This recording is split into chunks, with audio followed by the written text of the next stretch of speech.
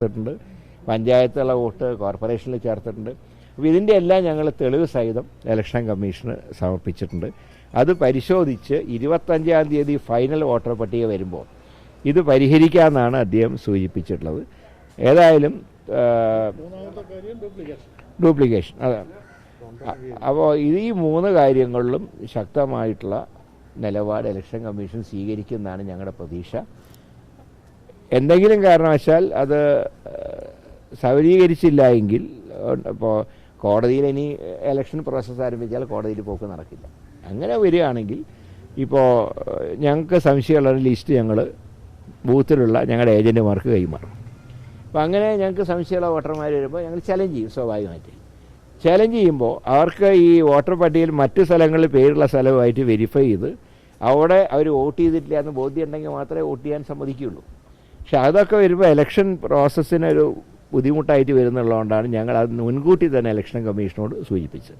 അപ്പോൾ അദ്ദേഹം പറഞ്ഞത് 25-ാം തീയതി ഫൈനൽ വോട്ടർ പട്ടിക വരുമ്പോൾ അതിനൊക്കെ പരിഹാരം ഉണ്ടാക്കുമെന്നാണ് അദ്ദേഹം പറഞ്ഞിട്ടുള്ളത്. ഇപ്പോൾ അദ്ദേഹത്തിന് പറയുമ്പോൾ സ്വാഭാവികമായിട്ടും ഇപ്പോൾ ഞങ്ങളത് വിശ്വസിക്കുന്നു. പക്ഷേ ഫൈനലായിട്ട് 25-ാം തീയതി വന്നാൽ മാത്രമേ ഞങ്ങൾക്ക് അതിലൊരു വിശ്വാസം ഉണ്ടാവുകയുള്ളൂ. അപ്പോൾ ഡീറ്റെയിൽ ആയിട്ടുള്ള കാര്യങ്ങൾ അതിന് ശേഷം ഇപ്പോൾ 25-ാം തീയതി ഫൈനൽ വോട്ടർ പട്ടികയിലും ഒരാൾക്ക് തന്നെ 3-4 സ്ഥലത്തൊക്കെ പേരുണ്ടെങ്കിൽ അത് ഞങ്ങൾ തെളിവ് സഹിതം നിങ്ങളുടെ മുമ്പിൽ തന്നെ ഹാജരാക്കും.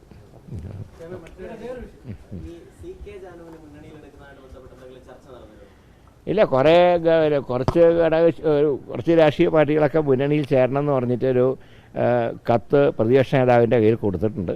അത് പാർട്ടിക്കകത്തും മുന്നണിക്കകത്തൊക്കെ ചർച്ച ചെയ്യേണ്ട വിഷയമാണ്. അത് പെട്ടെന്ന് തീരുമാനമെടുക്കാൻ പറ്റിയ വിഷയമല്ല. പാർട്ടിക്കകത്ത് ചർച്ച ചെയ്യണം, മുന്നണിക്കകത്ത് ചർച്ച ചെയ്യണം. അപ്പോൾ UDF ചെയർമാൻ അദ്ദേഹത്തിന് കിട്ടിയ കത്ത് മുന്നണിക്കകത്ത് വെച്ചിട്ടുണ്ട്. അതിപ്പോൾ ഇത് മാത്രമല്ല, 2-3 വേറെയും പ്രപ്പോസലുകൾ വന്നിട്ടുണ്ടെങ്കിലും അത് കോൺഗ്രസ് പാർട്ടിക്കകത്തും അതാത് രാഷ്ട്രീയ പാർട്ടികൾ അവരുടെ പാർട്ടിക്കകത്തും ചർച്ച ചെയ്ത് പിന്നെ കോമൺ ആയിട്ട് UDFൽ ചർച്ച ചെയ്തിട്ട് മാത്രമേ തീരുമാനം എടുക്കാൻ കഴിയൂ.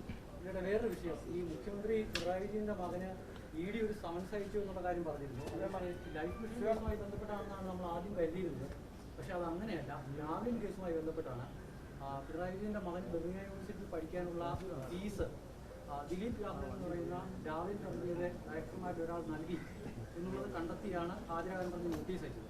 ഇതിൽ ആ നോട്ടീസിന് എന്ത് സംഭവിച്ചു എന്നാണ് ഞങ്ങൾക്ക് അറിയട്ടെ. അപ്പം ഞങ്ങളാരും മുഖ്യമന്ത്രിയുടെ മകനെക്കുറിച്ച് ഒരു ആക്ഷേപം ഞങ്ങൾ പറഞ്ഞിട്ടില്ല. പക്ഷേ ഒരു സമൻസ് അയച്ചവരാണ് പുറത്തു വന്നിട്ടുള്ളത്. അങ്ങനെ വന്ന സ്ഥിതിക്ക് അതിനെന്ത് സംഭവിച്ചു? ഒരാൾക്ക് സമൻസ് അയച്ചാൽ ഒന്നുകിൽ ED പറയണം ഞങ്ങൾ സമൻസ് അയച്ചെങ്കിലും അത് വസ്തുതാപരമല്ല എന്ന് ബോധ്യപ്പെട്ടതിൻ്റെ അടിസ്ഥാനത്തിൽ പിന്നീട് അയച്ചില്ല എന്ന് പറയണം. അങ്ങനെ പറഞ്ഞിട്ടുണ്ടോ? അപ്പോൾ ED പറയേണ്ട കാര്യങ്ങൾ ED തന്നെ പറയണം. അത് വേവി പറഞ്ഞാൽ പോരാ. എന്നാലും വേവി പറഞ്ഞത് അതിലൊന്നും പരിശോധിച്ചിട്ട് ഒരു കുഴപ്പമില്ല എന്ന് കണ്ടതുകൊണ്ടാണ് പിന്നെ അയക്കാഞ്ഞതാണ്. അങ്ങനെ പറഞ്ഞാൽ പോരാ. അത് EDയാണ് പറയേണ്ടത്. അതാണ് ED പറയേണ്ട കാര്യം ED പറയണം, വേവി പറഞ്ഞാൽ പോരാ. അപ്പോൾ വ്യക്തമായിട്ട് അറിയണം എന്താ സംതിങ് റോങ്. പിന്നെ മാത്രമല്ല, ഇത്തവണ മുഖ്യമന്ത്രിയുടെ സന്ദർശനത്തിൽ പ്രധാനമന്ത്രിയെ കണ്ടു, ശരിയാണ്. ധനകാര്യമന്ത്രിയെ കണ്ടു, അതും ശരിയാണ്. നിതിൻ ഗഡ്കരിയെ കണ്ടു, അത് മനസ്സിലാക്കാം. പക്ഷേ മാവോയിസ്റ്റുകളെ വേട്ടയാടാനുള്ള എമൗണ്ട് കുറഞ്ഞു പോയി എന്ന് പറഞ്ഞാൽ അമിത്ഷാനെ കണ്ടതിനെക്കുറിച്ചാണ് സംശയം. അങ്ങനെ മാവോയിസ്റ്റുകൾ ഇവിടെ ഉണ്ടെന്ന് ഞങ്ങൾക്ക് തോന്നുന്നില്ല. മാത്രമല്ല, അങ്ങനെ പണ്ട് നക്സലൈറ്റുകൾ ചെയ്ത പോലത്തെ ഒരു കൊലപാതകമൊന്നും ഈ അടുത്ത കാലത്തൊന്നും മാവോയിസ്റ്റുകൾ ചെയ്തിട്ടില്ല. അവർ കുറച്ച് അരിയും ഗോതമ്പൊക്കെ കട്ടുകൊണ്ടുപോയി എന്നല്ലാതെ പഴയതുപോലെ തല വെട്ടാനും കാല് വെട്ടാനും നിന്നിട്ടില്ല. പിന്നെ കിട്ടിയ ഫണ്ട് പോരാ എന്ന് പറഞ്ഞിട്ട് അമിത്ഷാനെ കാണുമ്പോൾ അതിനെ ഇനിയാണോ അതോ ഇതുപോലെ ഇനി വല്ല നോട്ടീസുകളും വരുന്നുണ്ടെങ്കിൽ ആവിയാക്കാനാണോ എന്ന് സംശയം ഞങ്ങൾക്കുണ്ട്. ഏതായാലും ഈ പഞ്ചായത്ത് ഇലക്ഷനും അസംബ്ലി ഇലക്ഷനിലും ഒരു അവിശുദ്ധ കൂട്ടുകെട്ട് ഞങ്ങൾ മണക്കുന്നുണ്ട്. കേന്ദ്രം ഭരിക്കുന്നതിനും സംസ്ഥാനം ഭരിക്കുന്നതിനുമായിട്ടുള്ള ഒരു അവിശുദ്ധ കൂട്ടുകെട്ടുണ്ട്. അതാണിപ്പോൾ ശബരിമലയിലും കാണുന്നത്. ഇപ്പോൾ കഴിഞ്ഞ തവണത്തെ പോലത്തെ ആവേശമൊന്നും BJPക്ക് കാണുന്നില്ല. ഒരാവേശവുമില്ല. എന്തോ ആർക്കാനും വേണ്ടി ഓക്കാനിക്കുന്ന പോലെ ഒരു സമര നാടകം മാത്രം. അതും വളരെ ശാന്തമായിട്ടാണ്. മുമ്പൊക്കെ സുരേന്ദ്രനൊക്കെ എടുത്തിയാടിയിട്ട പ്രസംഗമായിരുന്നു. ഇപ്പോൾ രാജീവ് ചന്ദ്രശേഖർ പക്ക ഒരു വെജിറ്റേറിയൻ പ്രസംഗം. അപ്പോൾ അതിൽ നിന്ന് തന്നെ പലതും മണക്കുന്നുണ്ട്. ഇപ്പോൾ ഒരു കാര്യം വ്യക്തമായി, ദേവസ്വം ബോർഡ് പ്രതിയായാൽ ആ ദേവസ്വം ബോർഡിനെ നിയമിക്കുന്ന സർക്കാരും പ്രതിയാണ്.